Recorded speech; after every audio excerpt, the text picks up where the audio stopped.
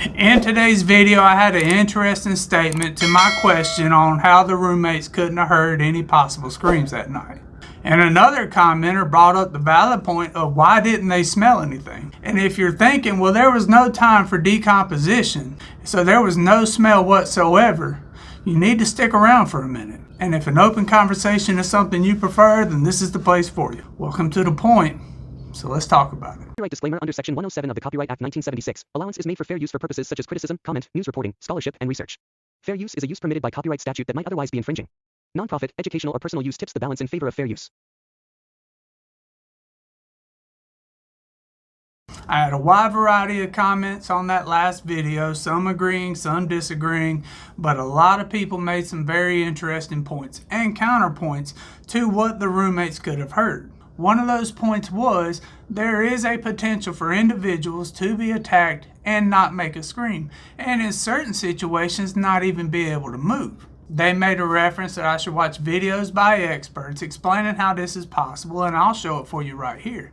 And in this video you see two individuals offering some type of training on how to use this particular tool effectively. Now, while I'm not trying to say that it is impossible for an individual to be attacked with a weapon like this and not make a scream, I don't think anybody on this platform is saying there is absolutely no way somebody can be attacked with a weapon like this and not make a sound. I would be confident in saying we all believe that that is a possibility. But when you look at videos like this, you'll see individuals who are trained. But keep in mind who the suspect is. Are y'all telling me this individual right here has the exact same training as the people you watch in those videos? Now, the reason I raised that question on how they couldn't hear was not that it was impossible for somebody to be attacked and not make a sound. Those of us who are wondering how they didn't hear are saying Brian Kohlberger is about as tactical as a cucumber. At least that's how he appears. And for him to pull this off would have meant that he would have had to attack 4 individuals stealthily, one at a time, and not one of those 4 people make a sound, even remotely resembling an attack. And that is what we're finding odd. And that was the point of the video. It wasn't that it's impossible. I fully acknowledge that it is completely possible to attack somebody with a tool like that and them not make a sound.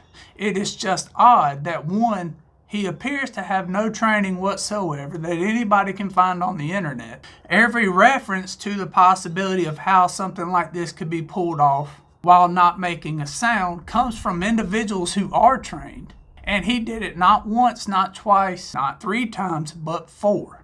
That is what we're finding odd here. And that is why we're asking these questions. But we could go a step further, and some people said, well, what if they wore headphones or they had earbuds and they heard an initial noise and they put them in and they were done? Okay, we can go with that too. There is a potential that they heard what they heard, at least one of them, and they put headphones on or had some sort of sound dampening equipment. They turned it on or listened to some music and completely forgot about what was going on around them. Or Dylan opened the door, she went into shock, she couldn't process it. She put headphones on or earbuds in, played some music, and drifted asleep. Let's say that happened. And if I can find the commenter, I'll post it right here. They raised a point that I wasn't necessarily considering. What about the smell? And before you say there was no time for decomposition to take place, understand that decomposition starts immediately.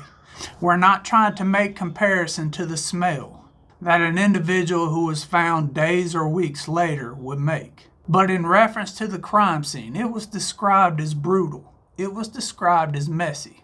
So we can assume a lot of bodily fluids were found around these 4 victims and in those areas. And when you think of decomposition and the manner of these attacks, first we need to talk about that red bodily fluid. Now, while on its own, it doesn't have a smell, but when exposed to air, it can and does get stronger with time, create a metallic odor, mostly caused by the chemical makeup of it and the iron. And before you completely disregard what I say, listen to this clip right here. It's been left for less than a day and there wasn't much I don't smell a whole lot. Now, if the person... Now, this is an individual who cleans up crime scenes for a living, or at least that's what he had talked about in this particular video. And he had talked about the smells and how he gets rid of the smells and how bad they are.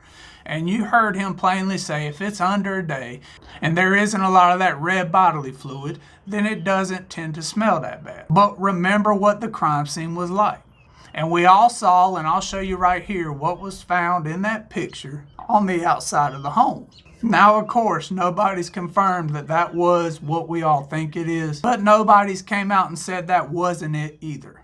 And when you hear about the manner of these passings, we're told that it happened quick, which can lead us to believe that there was a lot of this around these rooms and around these victims. And I came across an interesting conversation on Reddit, and I'll show it for you right here, but they make the point that yes, this is something you can smell. Now, one individual has said that his uncle had passed in a manner like this, and he wasn't aware of it, but the window was open. And where did we hear about a front door being open? And notice we didn't hear anything else about that front door being open, even though that neighbor came out and said when he went out that day, that front door was open.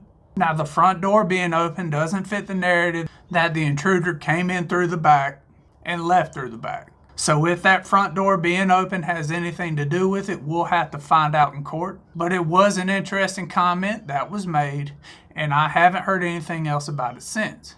And individuals in that thread have brought up, well, if there's central heating and air, that can affect what you can and can't smell.